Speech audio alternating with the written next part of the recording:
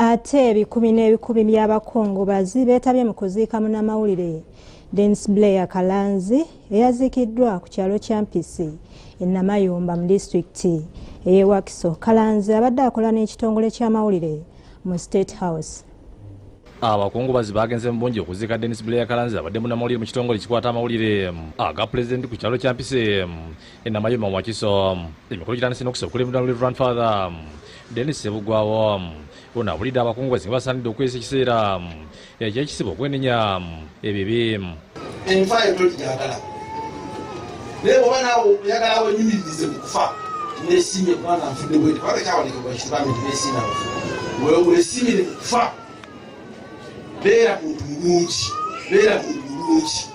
olumala okusaba oluganda nga bukulembeddwa abazadde b'omugenzi Francis Byamukama ne bakozi ne basize ebimuli ku ssanduuke. N'atuula nakuganja akudda ku buli n'omuzaako. Kalanzi yatuuka bambi atuuka nga takyalya ojjana waati kati okumalamu amaanyi teyali akuzaamu luli. Ye Namandu Prosi Namalwa asima abayambeko mu kaseera nga bali mu ddwaliro. Kwange eri buli muntu yenna atubeereddewo okuva minisita bwe yagwakonjiri kuba yatandika obulwadde bwamupapala ennaku z'omwezi 15.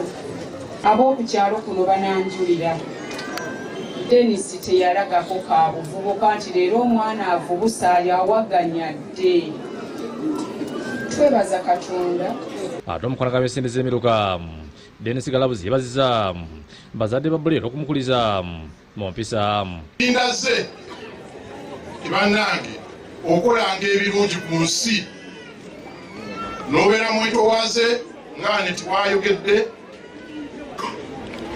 n'obeera mwerufu n'obanga ogatta buli omu akuliraanye. Uganda weetuuse tesosola abantu madiini.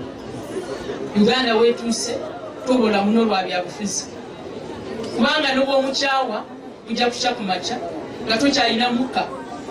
Ami Francis ne famire kuma wanga mu kkooti ya Katonda temuli kujulira.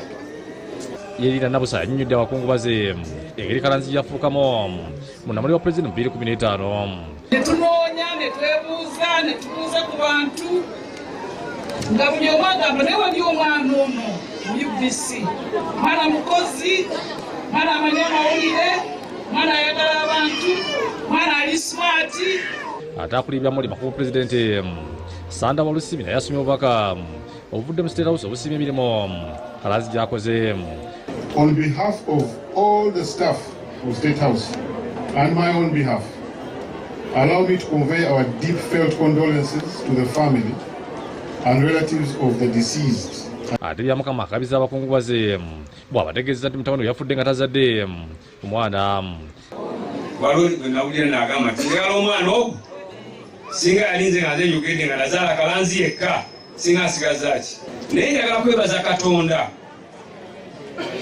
nti nzadde abaana naye abaana bambeeredde abaana abalungi.